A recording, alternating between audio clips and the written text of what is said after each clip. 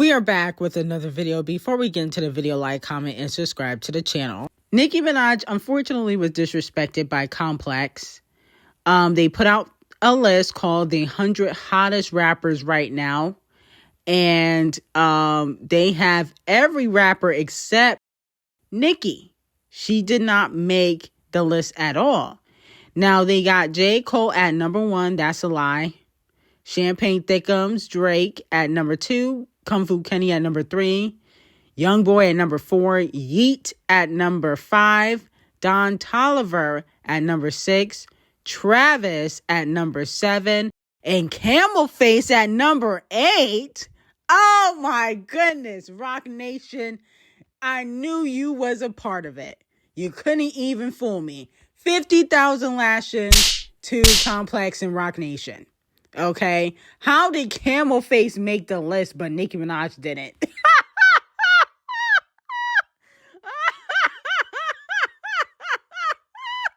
Where is Camel Face hot at? Where is he hot? In hell? Because he definitely not one of the hottest rappers out. He didn't even put out music. He's not even charting. Nicki Minaj is the only female rapper currently charting. But Camel Face is at number 8.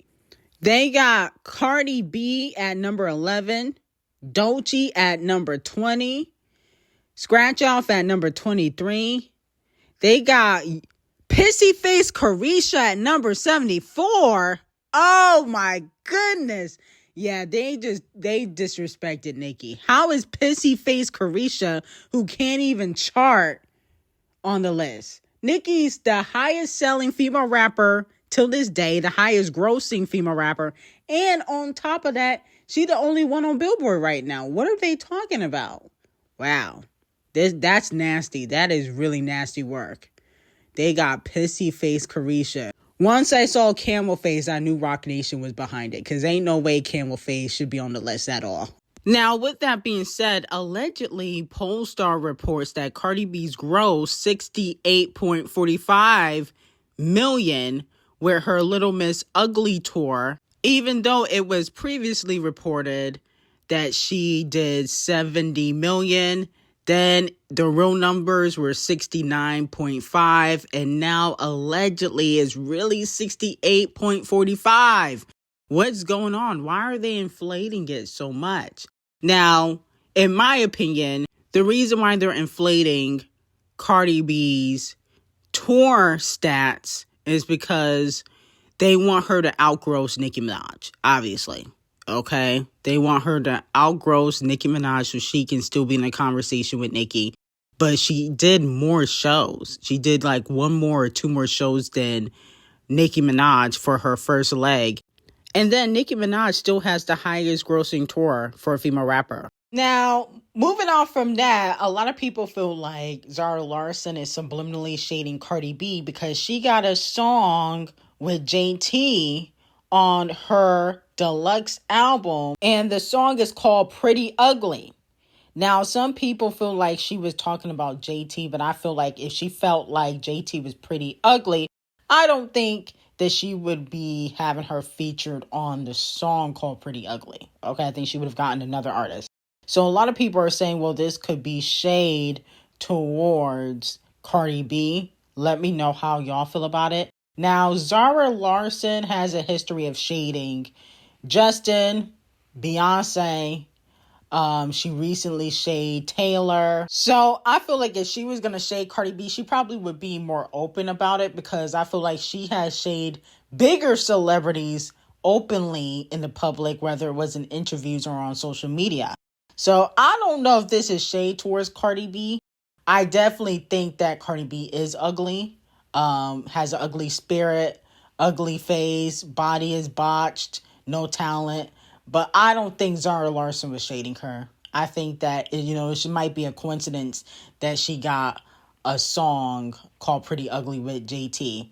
Maybe JT will be throwing some shade, though. JT definitely might call Cardi B ugly. Now, is JT ugly? Absolutely not. People can lie on social media and say that she is, but she's not. Now, fans are upset at Scratch Off because a few weeks ago, Scratch Off teased a new song called Get Off My Jock, B-Word. And Now Gorilla Glue has decided to hop on the song. I guess Scratch Off might need, some assistance since business and personal flop. And a lot of fans were upset about it. Like she be in the gym. We know that's the BBL. Why she keep touching her face? You ain't ugly. You just broke. She don't take care of her family. I would never. She need her own style. She always trying to copy the next bitch. I buy my beat, make my money. Somehow they get beat. She's talking that tough talk.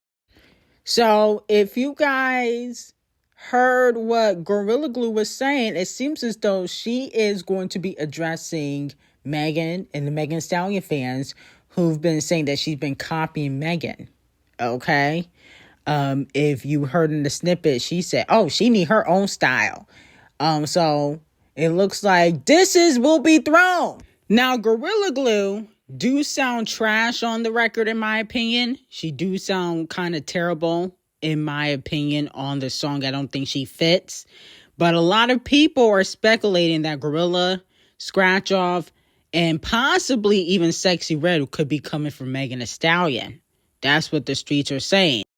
Even recently, Sexy Red has decided to drag Megan again. She was on Facebook reposting a post that said, "This is what made Kamala Harris lose." And it was when Megan Thee Stallion performed at one of Kamala Harris's campaign events. And she said, "No, for real." Okay. Now, my whole thing is Sexy Red been getting a little bit cocky. She's been dragging Megan subliminally a lot. Okay. And now Gorilla is, talking about how Megan Thee Stallion fans have been saying that she's been copying Megan. It's about to get uglier than Cardi B's face. It looks like the girls are no longer here for female rap unity. They will definitely be dissing each other. It's about to be a messy ass summer. But I'm here for it. May the best bars win. And since none of them really have bars like that, I'ma go with Megan. No shade. None of them really have bars. No shade. Now, Princess Tyla has announced that she will be dropping an album, A-Pop, July 24th. See, Scratch Off, you might as well push that album back, okay? Because a lot of people was coming in the summer. So you might as well just push it back. We got Beyonce and Camel Face possibly dropping. You drop in 2027. Okay, we don't really need a Scratch Off album. Have the baby first. But in this teaser for A-Pop, is giving Rihanna. It's giving Rihanna. She talk about Unapologetic. Didn't Rihanna have an album called Unapologetic? Didn't Rihanna have an album called that? So it's giving Rihanna in the teaser. I'm sorry.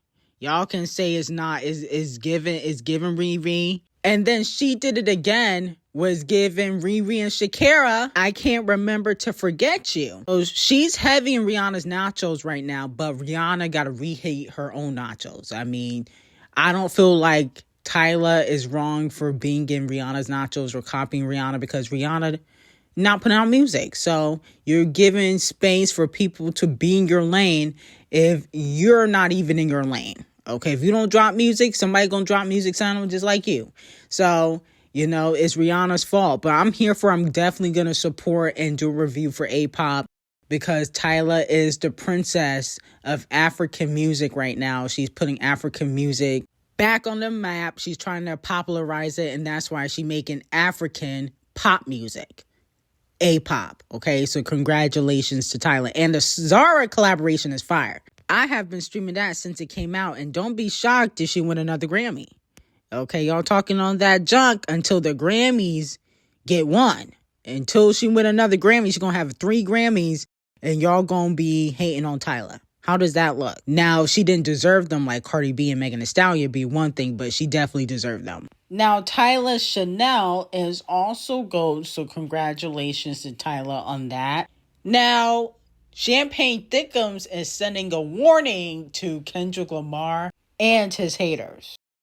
He said, "When I call your bluff, make sure you answer me on the first ring."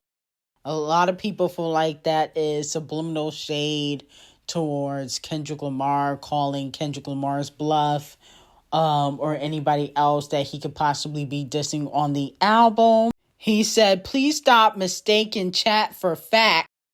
Allegedly, that's another diss at Kendrick Lamar. Kendrick called him a pedo.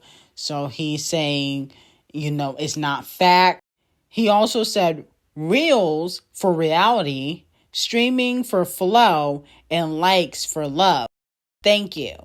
He also said, here is something you can all criticize and pretend does not make you feel better than everything. Okay, so let me know how y'all feel about it. It seemed like, Champagne Thickums, he got his confidence back since the beef that happened in 2024. Now I'm here for Iceman. Definitely going to listen to the album and give my review. But I also feel like for, Drake, if you come after certain people, you better prepare for them to come after you. I don't want to hear the Drake fans, saying, oh, it's not fair, and oh, this is, bots, or oh, Drake's the victim. I don't want to hear none of that the next era, because Drake is super talented. Like, he's definitely one of the GOATs in rap. I don't know if I would say king, but he's definitely one of the GOATs in rap.